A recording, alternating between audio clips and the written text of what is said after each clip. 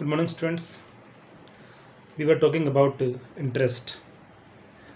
और मैंने आपको बताया था कि totally there are two types of interest. First is interest on capital and second is interest on drawings.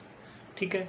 After type then हमने डिस्कस किया था methods of interest. There are three types of interest. I mean interest calculate करने के जो methods हैं वो total three हैं. अब मैंने एक बात और आपको बताई थी कि इंटरेस्ट ऑन कैपिटल, इसके लिए हम फर्स्ट टू मेथड्स अप्लाई करते हैं. फर्स्ट टू में नंबर वन पे जो है वो है simple I mean general method, जिसको हम सामान्य विधि भी कहते हैं. ठीक है. सेकंड है अपना product method.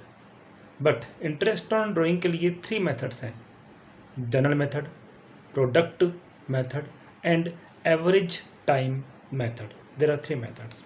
Is this clear? Okay. फिर हमने डिस्कशन किया था फर्स्ट मेथड का, आई मीन जनरल मेथड को, और मैंने कहा था not more than two time capital is introduced and drawing is made, then we can use general method. मतलब दो से अधिक बार नहीं, अधिकतम दो बार ही पूंजी लगाई जाए या कैपिटल इंट्रोड्यूस किया जाए या फिर ड्राइंग है वो किया जाए, उस केस में हम लोग जनरल मेथड का यूज़ करते हैं. Not more than two time, ये मेन केस है, ये मेन कंडीशन है, ध्यान रखना. मोर देन टू टाइम है तो हम लोग जनरल मेथड यूज़ नहीं कर सकते. We can't use general method in this situation. Okay. अब बात करते हैं कि इसका फॉर्मूला क्या है. तो कल मैंने फॉर्मूला बताया था, फिर भी मैं आपको समझाता हूँ बनाना कैसे बनाया जाता है. सपोज आपका कोई रिलेटिव आपसे ये कहे कि बेटा इंटरेस्ट कैलकुलेट करो. क्या आप इंटरेस्ट कैलकुलेट कर पाओगे? नहीं, आप नहीं कर पाओगे. आप सबसे पहले पूछोगे अमाउंट कितना है. इट मीन्स सबसे पहले हमें नीड किसकी होगी? अमाउंट की नीड होगी. ठीक है. चलो, उन्होंने कहा कि 10 लाख रुपीज़ का इंटरेस्ट निकालना है. आप अब भी इंटरेस्ट कैलकुलेट नहीं कर पाओगे, क्योंकि अब आपको नेक्स्ट क्वेश्चन होगा रेट ऑफ इंटरेस्ट कितनी है.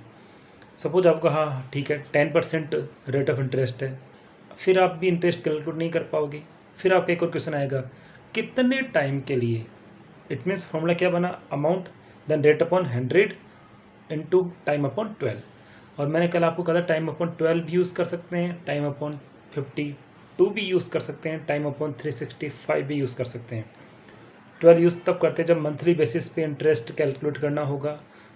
52 तब यूज़ करेंगे जब वीकली बेसिस पे इंटरेस्ट कैलकुलेट करना होगा, और डे तब यूज़ करेंगे जब डे वाइज इंटरेस्ट कैलकुलेट करना होगा. ये था अपना फर्स्ट मेथड. फिर मैंने कहा था कि मोर देन टू टाइम हुआ तो हम लोग या तो यूज़ करेंगे प्रोडक्ट मेथड, अदरवाइज हम यूज़ करेंगे एवरेज टाइम मेथड. बट दोनों में सिमिलरिटी क्या है? सिमिलरिटी ये थी कि दोनों ही method more than two time के केस में अप्लाई होते हैं. बट डिफरेंटनेस क्या था? अलग क्या था? अलग ये था कि मोर देन टू टाइम तो है, लेकिन अमाउंट और टाइम जो है वो इक्वल नहीं है. अमाउंट और टाइम गैप है, इक्वल नहीं है. Then we can use product method. But amount and time both are equal, दोनों इक्वल है. अमाउंट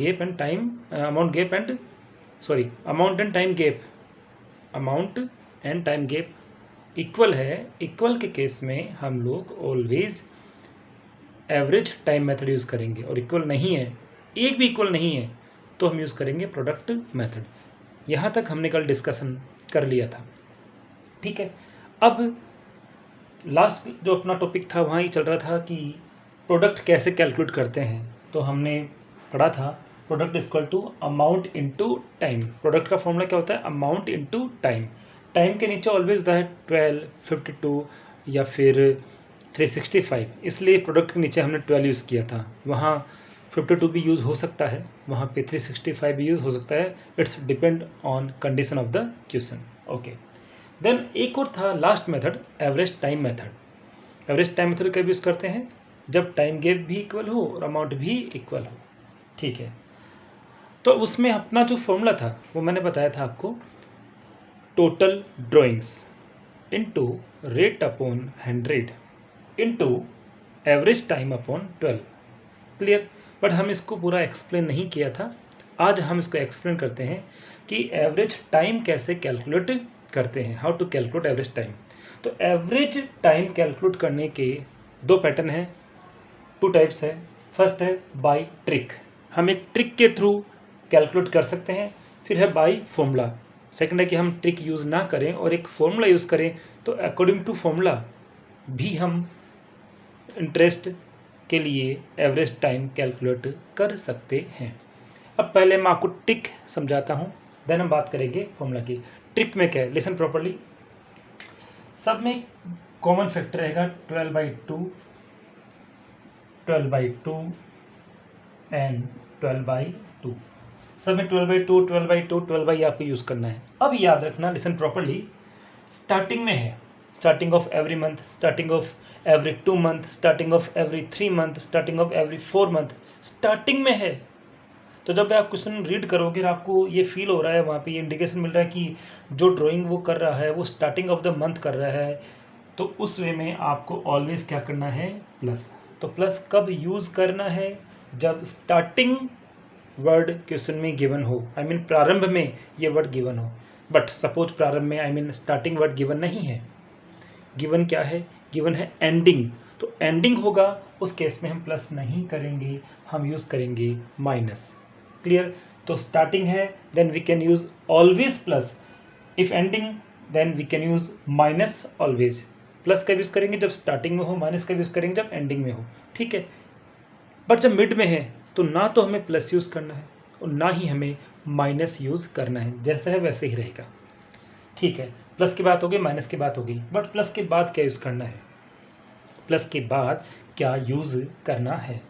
अब प्लस के बाद हम क्या क्या यूज़ कर सकते हैं, हम 1 यूज़ कर सकते हैं।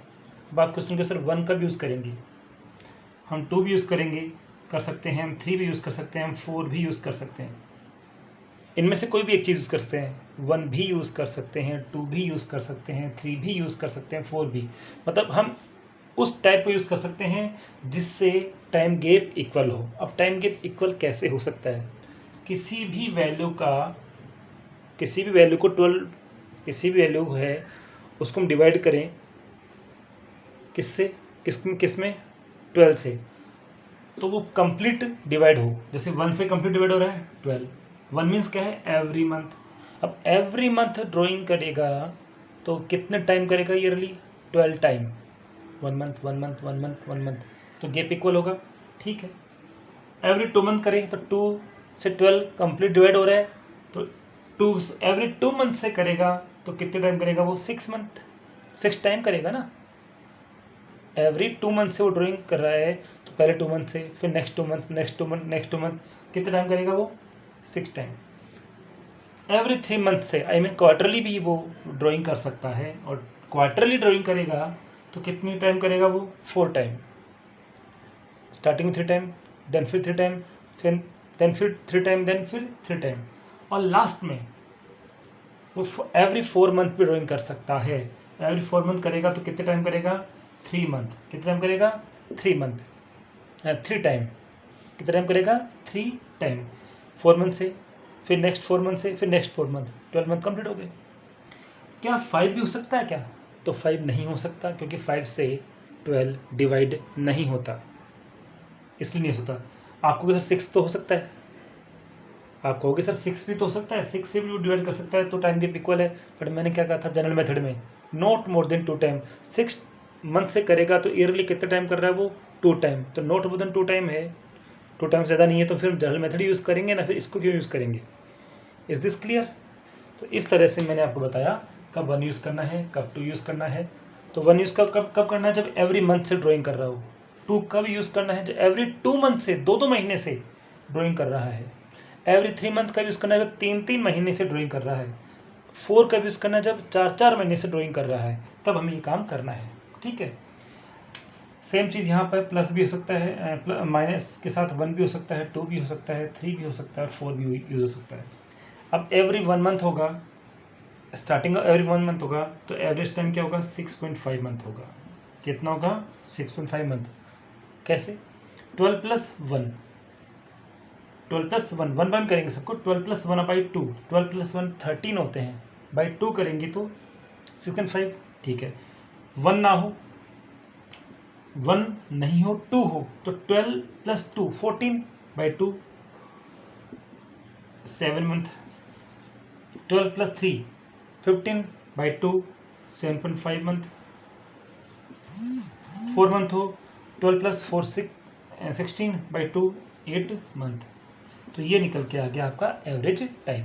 इस केस में करें तो क्या होगा, माइनस कब यूज़ करना है, I told you minus use करना है कब, जब एंडिंग में हो। तो देखिए 12 - 1 11 हो गए, 11 को 2 से डिवाइड करेंगे तो 5.5 month. 12 - 2 10 10/2 5 month. 12 - 3 9/2 4.5 month.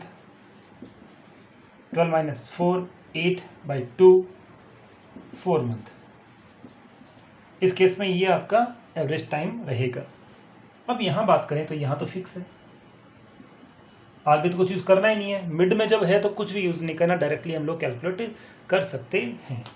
I think ये बात सबके समझ में आ गई है कि किस तरह से हम लोग एवरेज टाइम कैलकुलेट करेंगे।